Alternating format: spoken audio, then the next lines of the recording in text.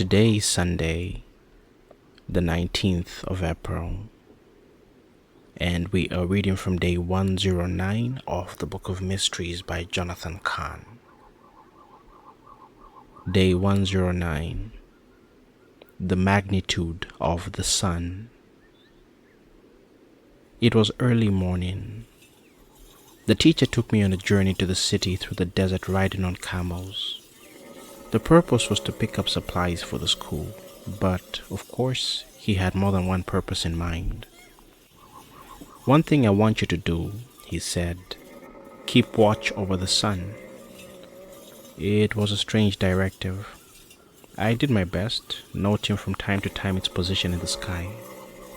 At the journey's end, upon our return, he questioned me. "What did you see?" he asked. Nothing," I answered. "Nothing of note. The sun was just the sun." "I imagine," he said, "that at times it was obscured by the mountains, the trees, and the buildings of the city. But otherwise, I imagined it stayed the same, certainly the same size.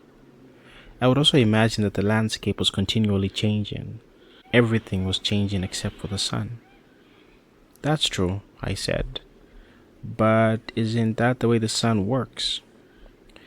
"Yes, but why is that the way the sun works?" he asked.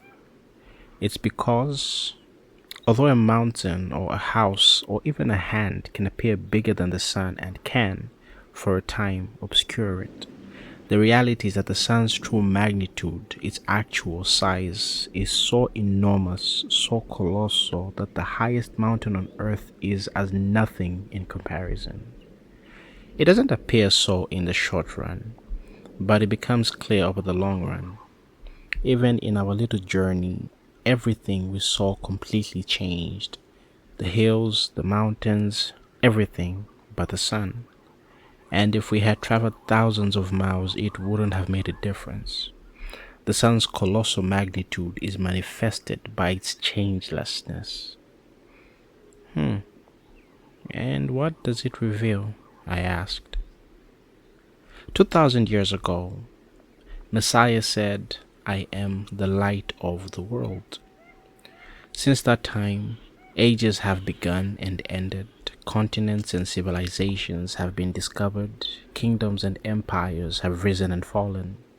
And some of these things have, for a time, seemed larger. For a time, they obscured the figure of the Nazarene. But in the long run, over the course of the long journey, they've all passed away. Everything has changed, except him.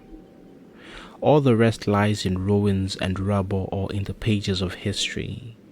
But he remains unchanged, undiminished, as central, as pivotal, and as colossal as he has ever been. Everything changes but him.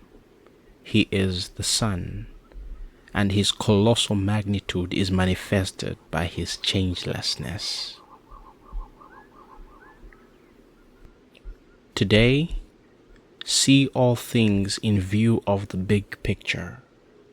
Whatever problems or issues you have are small in comparison to him and will pass away in the magnitude of the sun. And we are reading from the Gospel of John, chapter 8, verse 12, Ephesians chapter 3, verses 16 through 19, and the book of Hebrews 13, verse 8.